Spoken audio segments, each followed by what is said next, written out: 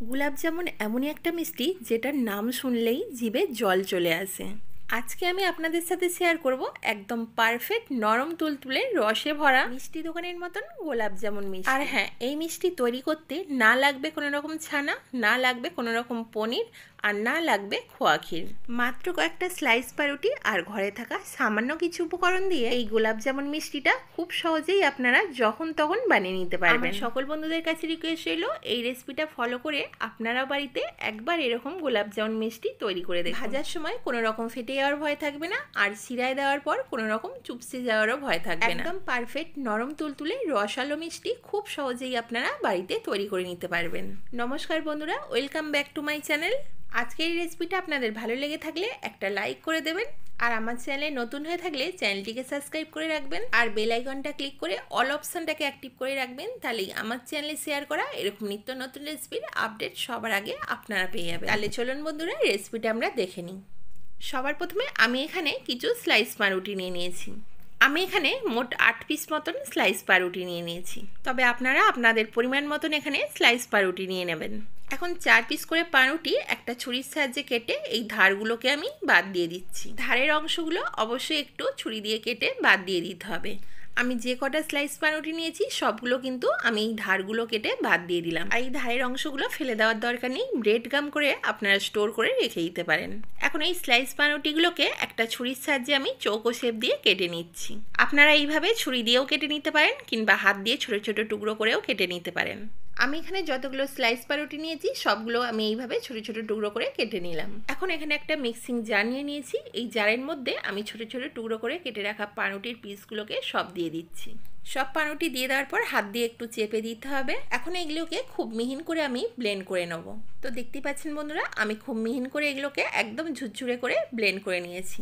এখন একটা mixing bowl নিয়ে নিয়েছি। এই মিক্সিং বোলের মধ্যে আমি ব্লেন্ড করে রাখা পাউরুটিগুলো সব দিয়ে দিচ্ছি। এখন এর মধ্যে দিয়ে দিচ্ছি এই চামচ মেপে 3 টেবিল চামচ ময়দা, তবে আপনারা ময়দার জায়গায় আটাও ব্যবহার করতে পারেন। 150 গ্রাম মতন গুঁড়ো দুধ দিয়ে দিলাম। এরপর দিয়ে দিচ্ছি 5খানা এলাচ। আমি 5টা এলাচ থেকে দানা বার করে দিয়ে দিলাম।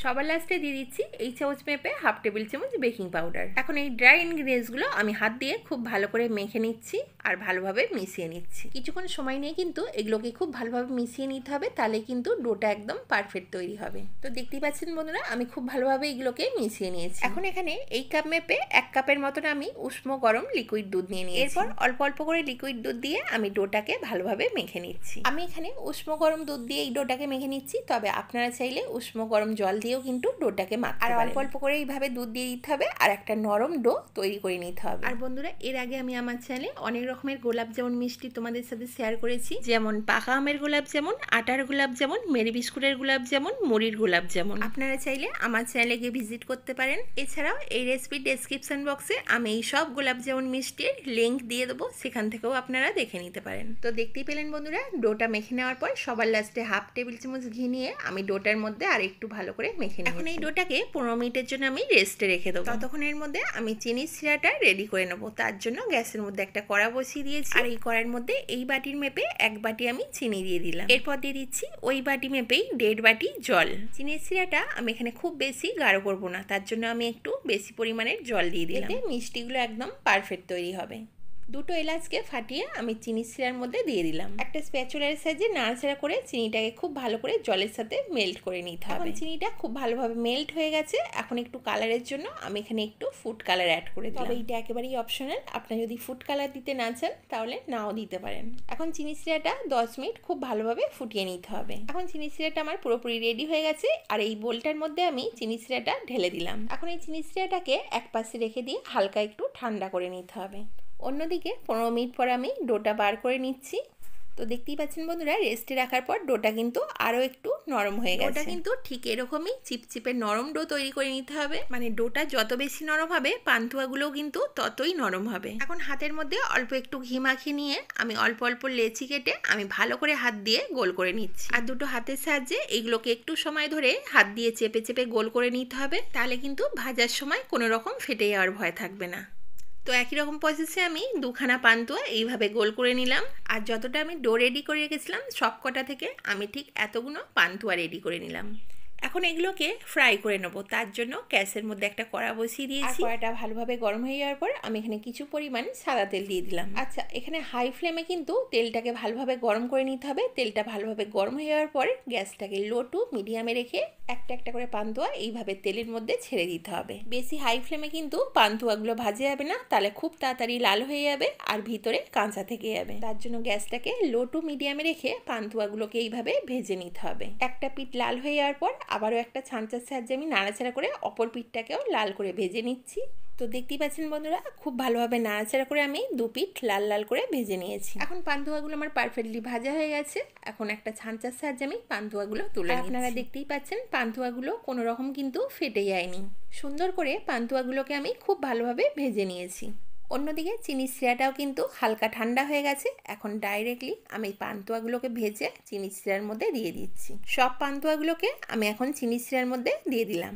আর একটু ভালোভাবে চিনির শিরার মধ্যে নাড়াচাড়া করে আমি ডুবিয়ে দিচ্ছি, যাতে পান্তুয়াগুলো চিনির শিরার মধ্যে খুব ভালোভাবে ডুবে যায়।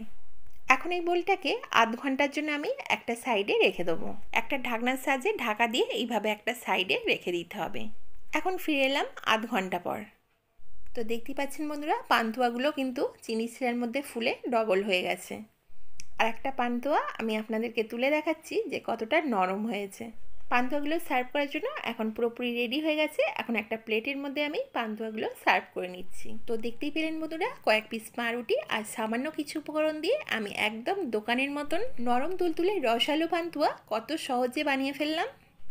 একটা পান্তুয়া আমি আপনাদেরকে দেখাচ্ছি যে কতটা নরম তুলতুলে আর রসালো হয়েছে। তো দেখতেই পাচ্ছেন বন্ধুরা, পান্তুয়াগুলো কতটা রসালো আর কতটা নরম তুলতুলে হয়েছে, একদম দোকানের মতন নরম আর রসালো।